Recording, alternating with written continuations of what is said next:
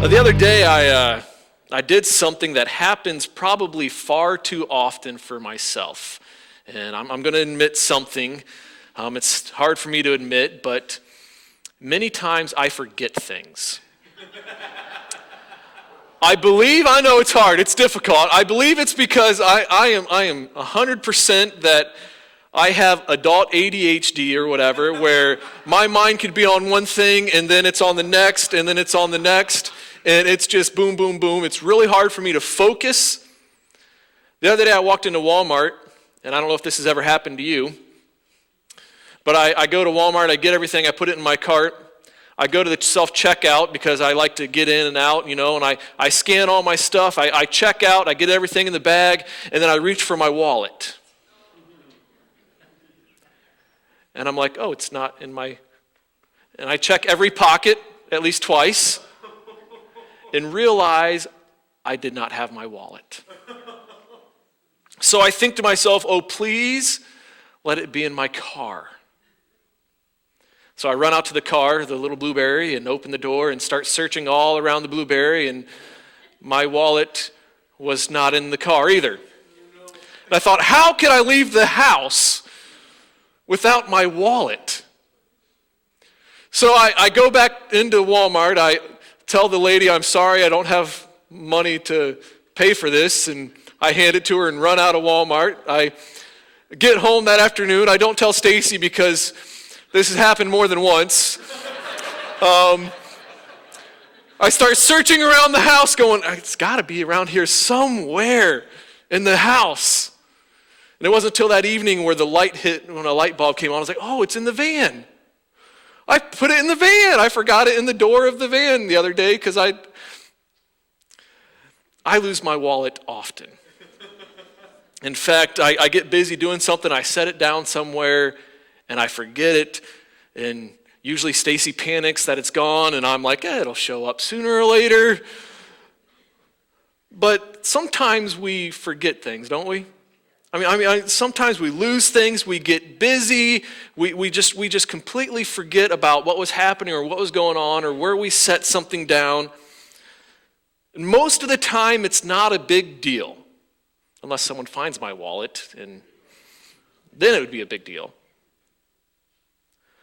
But when it comes to our walk with Christ, when it comes to our faith and our spiritual walk, I think sometimes we tend to forget. We tend to get too busy in life. We tend to get distracted in life, and we tend to forget about God and about what He does and what He's done.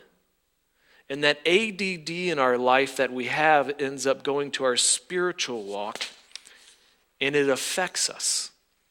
And it affects our walk with God in a negative way. And the moment we begin to forget, it starts to create this stress and this worry and this panic in our life. Instead of what God promises, the complete opposite, this peace that's promised to us. This morning, I want to start a series in Luke. And this series, I think, is going to take us all the way to Easter. But I love the book of Luke. Actually, you know what? You'll find this out. I say this about every book of the Bible when I start. I'm like, I love this book. It's my favorite. I love Luke. Luke is written by a doctor. Okay? Luke is written by a really smart man that decided, you know what, I am going to collect all this evidence. I'm going to go around and I'm going to interview all these eyewitnesses. I'm going to sit down with Jesus' mother, Mary, and we're going to have this talk. And I'm going to make the most accurate recording of the life of Jesus, the Messiah, as I can. So this is Luke. He makes sure there's all kinds of details in his book. There's different details in this gospel that aren't in other gospels, any of the other recordings. In fact, the passage that we're going to look at is one of those passages where it's not found in any of the other gospels. And so this is Luke writing, researching, saying, okay, this is my account of what I have found about Jesus the Messiah. And the passage we're going to be in is Luke chapter 2, Verse 41 is where we're going to start. And this morning passage is actually the recording of Jesus' parents, and they forgot something. Actually, if you're familiar with this passage, it's not something, they forgot someone. And I want to look at this passage and see what it can remind us and teach us about forgetting. Luke chapter 2, verse 41. It says, every year, his parents, this is Jesus, we're talking about Jesus, every year his parents went to Jerusalem for the feast of the Passover. When he was 12 years old, they went up to the feast according to the custom. Now, this was very normal for every family. Every family, especially men, were required or expected to, if they could, make it to Jerusalem for this feast of unleavened bread, or the Passover feast. There is one of three major holidays where families were expected to try to make it to Jerusalem to offer sacrifices. This was one of them. In fact, this is the same feast, if you remember, this is the same feast that Jesus was later betrayed and crucified at. The reason they celebrated this was a celebration of remembering. I love the irony in the Bible. In fact, they were supposed to remember 1,400 years ago, they were remembering what God did for the Israelites and how God freed them from slavery in Egypt. They came and they celebrated the 10 plagues that God brought upon Egypt, and how he sent them into the desert, and how he gave them the promised land. This whole feast was all about remembering the great things that God did, remembering the great miracles that God did, remembering the freedom that God offers. And so the family, like normal, it says, they did this every year, it was normal. They traveled down to Jerusalem. They celebrated the feast. Jesus was 12 years old at this time. This would have been a very important time in his life, because at age 13 is when, they became officially a man. And that year from 12 to 13 was all about learning how to be an official man. He would get responsibilities that he hadn't had before as he was growing up. So they go to this feast. They celebrate. Everything goes as normal. Just the normal time that they do it all the time.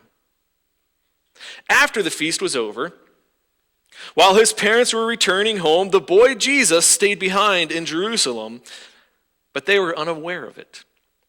Thinking he was in their company, they traveled on for a day. Then they began looking for him among the relatives and friends. When they did not find him, they went back to Jerusalem to look for him. So here's the thing, they traveled in groups at this time. After the feast was over, they would get with all their family and all their friends, and as a group, they would go back up to Nazareth because of the dangers of traveling for 4 or 5 days. If you were alone in your own family, there was thieves on the road, robbers, and different things could happen. So you travel as a group, and the men would travel in the front, and they would travel in the back, and the children and women would be in the middle. And since Jesus was 12 years old, he had the right to travel with either group. He could either choose to travel up with the men and his dad as a man, or he could have been with his mom and the children playing with them. So my guess is Mary was probably traveling with the women and the children in the middle, and she probably looked around and said, "Oh, Jesus must be up with Joseph." And they kept traveling, right? And my guess is Joseph was up front or in back or whatever, and he looked around and said, Jesus must be with Mary playing with his friends. And so they traveled all day. And in the evening, they would all travel. Everyone would play. Everyone would get along. And they would settle down for the night. They would settle down. The families would get together, make their meal. So imagine what happened is Mary and Joseph sat down, started making the meal, whatever it was. They started looking around and going, "Hey, have you seen Jesus?" I've realized that it's easy to forget the quiet child, isn't it? Right? I mean, there's some children that you have that you'll never forget where they are because you can hear them. Kaylee's our quiet one. I'll just say it. There is times at home where we'll be sitting down in the evening and be like, "You know what? Have you seen Kaylee today?"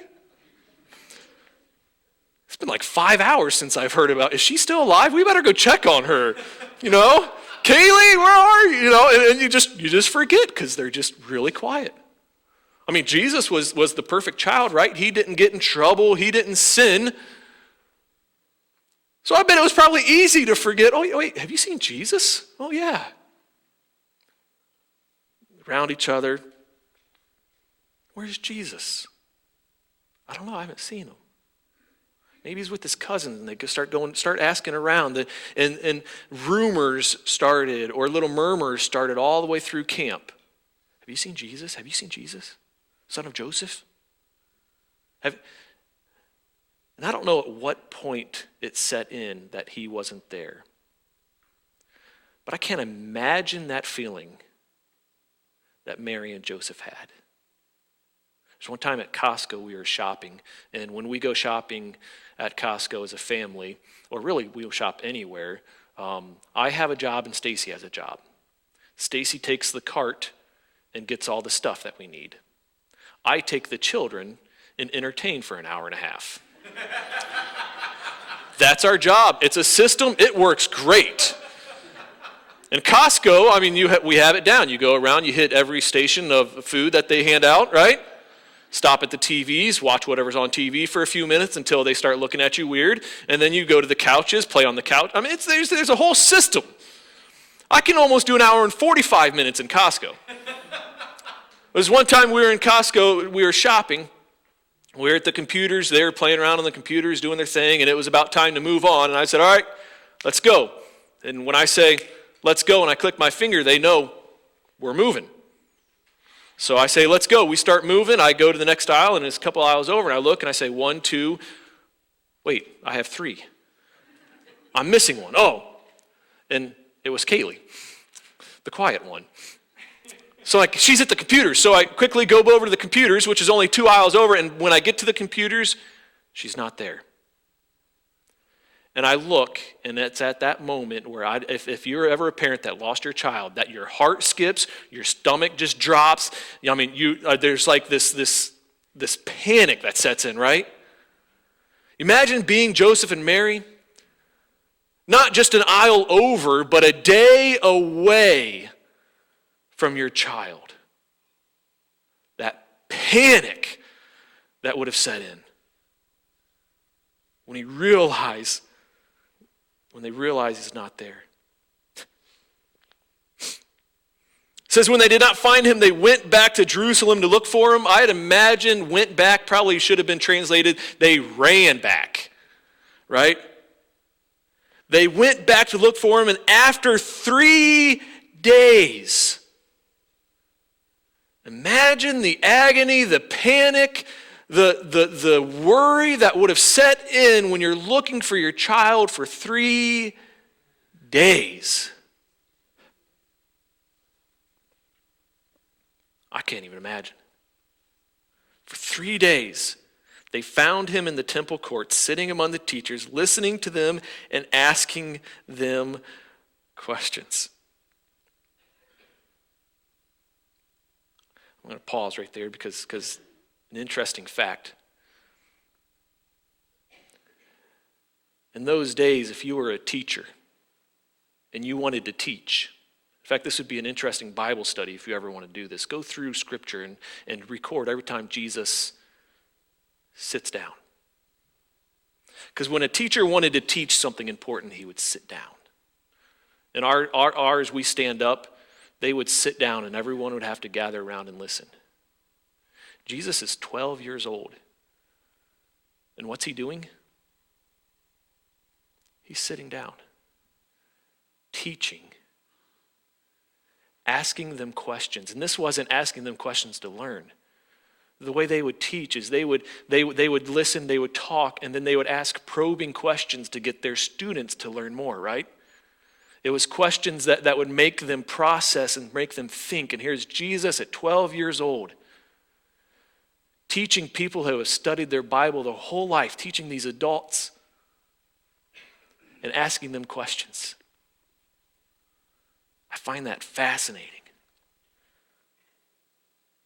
Jesus knew who he was and knew his calling.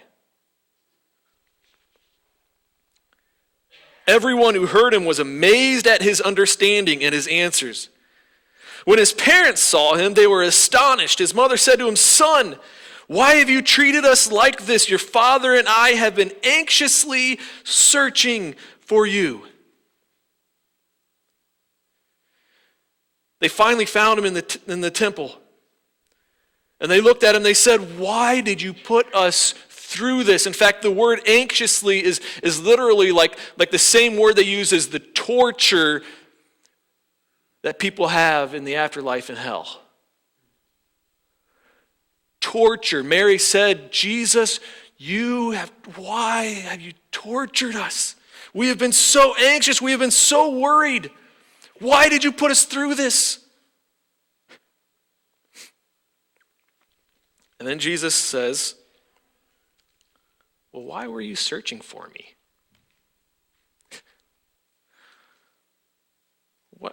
Why were you worried?" My first thought is this is the typical boy answer, isn't it? You look at your child up on top of a tree where he should not be, and you're like, "What are you doing up there?" And "What do you mean, what am I doing? That's okay. I'm not going to hurt myself. Don't worry, Mom. I know what I'm doing. Stop wrestling around. You're going to hit your head on the fireplace." "Oh, no, we're not. It's okay." Right? Boys, they're like, don't worry. We bounce.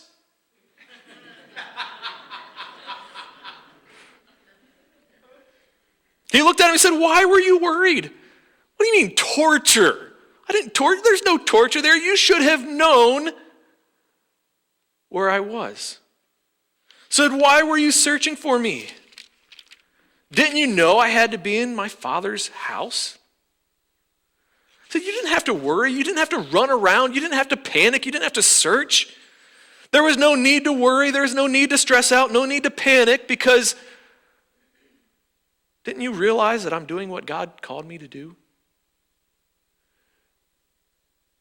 Didn't you know I had to be, I was led to be, I need to be in my Father's house?"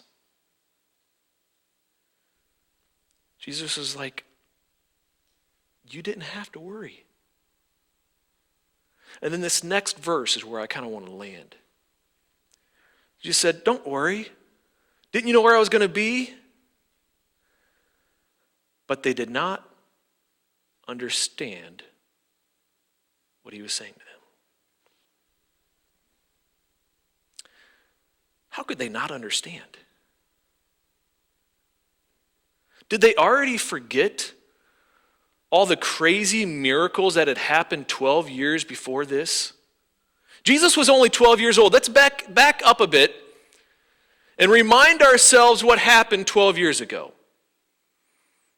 Mary was a virgin, and all of a sudden an angel appears to her and says, "Hey, guess what? You are going to have a child. You're going to name him Jesus. He's going to be the Messiah," and literally says, "the Son of God." And she says, "How's that going to be?" He said, "Everything's possible with God, and all that." And then all of a sudden she visits her cousin who's having a baby in her old age where she shouldn't have to be. Then she has this miracle baby, and shepherds come and worship. 8 days later, they go to the temple, and Anna and Simeon prophesy. There's wise men that bring gold, frankincense, and myrrh. Another angel appears, tells them to leave. They leave Egypt. God saves baby Jesus from being killed. Another angel comes. They go to Nazareth. I mean, there's all these miracles and miracle and miracle and miracle over and over and over again. They were told many, many, many a times who Jesus was. They were reminded that Jesus was the Messiah, the Son of God. But when he says, "I need to be in my Father's house," they don't understand. How did they forget that he was the Son of God? How did they forget so quickly? See, I think that day, when they were leaving Jerusalem, they forgot more than just their child. They forgot who he was. They forgot who he is. They'd forgotten more than what had happened See, they were so focused when they realized Jesus wasn't there. They were so focused on their problem that they forgot to remember who Jesus was. And they couldn't understand. See, it's easy for me to question them, isn't it? It's easy for me to look at them and say, I can't believe they forgot. It was only 12 years ago. But then I stop and I step back and say, but do I remember the miracles that God did for me 12 years ago? Do I remember all the amazing things that I have experienced and seen God do? 12 years ago, Ben was just a baby. Carter wasn't even born yet. And so much has happened since then, it's easy to just overlook all that God has done and worry about my problems today. When I look back, do I just see life happening? Or do I see God working? When I look back at my life, last 12, 15, 30, 40 years, do I just see life that's went by? Or do I see God's hand meticulously weaving miracles throughout my life to bring me to where I am? Do I remember? Or do I still not understand what's happening now because I have forgotten what happened then? Do I worry and stress now because I've forgotten who Jesus is? So here's the thing. When we remember the miracles that has happened, we can trust him that he is still going to do more miracles. When we look back and say, oh, God took care of this, this, and this, and this, and this, look at all these miracles that he's done. You know what? This, that, and that, God's going to continue to do miracles. I started thinking about and trying to list all the miracles in my life just over the last 12 years and how God has provided so many times, how God's provided vehicles and finances and children's births and encouragement in car accidents and protection. And there's so many answered prayers that I can't even count how many times God has healed someone or answered prayers. In fact, just this week was a reminder of how powerful God is. Our friend from West Virginia in October was diagnosed with stage 4 colon cancer. Doctors gave him about 2.5 years to live. This week, they did a scan, no signs of cancer. And I know it's a miracle, yes. And the whole time, since October, the family was giving God praise and saying, you know what, God's got us through so much, he's going to continue to get us through. God continues to work miracles, and we can remember what he has done because he is going to continue to do so much more. I had a pastor friend of mine say this, and it was they were talking about, turning away from faith, or just turning away from God. And he said, listen, I have seen way too much to ever go back. If he's done that, I can't wait to see what God is going to do. If he's done all these miracles, I can't wait to see what he's going to do. We can't forget, because it gives us the hope to keep going. We need to remember the miracles that has happened, but also we need to remember who God is. See, I think they forgot who Jesus was, or who Jesus is. They saw him as their 12-year-old miracle child, but they forgot that he was a son of God.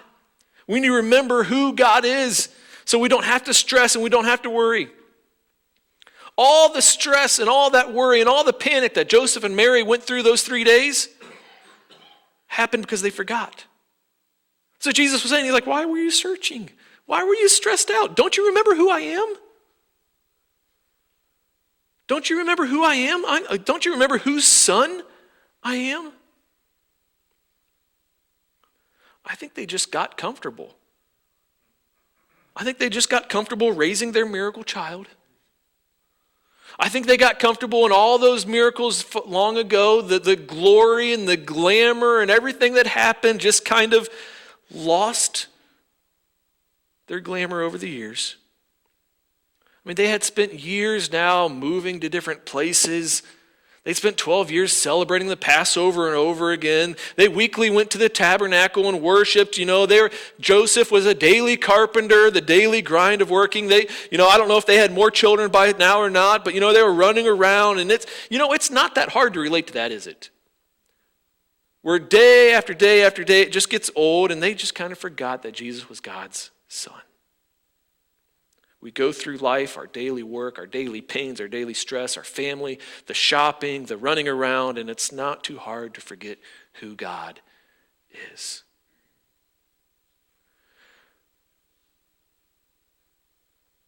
It's not hard to forget that God is all loving. Realize that God loves us all. He's all powerful. He can do anything. He's all knowing. He already knows what you're going through and what you're going to go through. He's all gracious in the grace that he offers us. He's forgiving. He's kind. He does miracles. He's our comforter. He's our peace giver. He's our joy overflower giver. I don't know how to say that, right? Lord of Lords, King of Kings, Good Shepherd, our provider. God is all this and so much more. In fact, God is so amazing, so awesome that there's not even words in our language that can describe how great God is.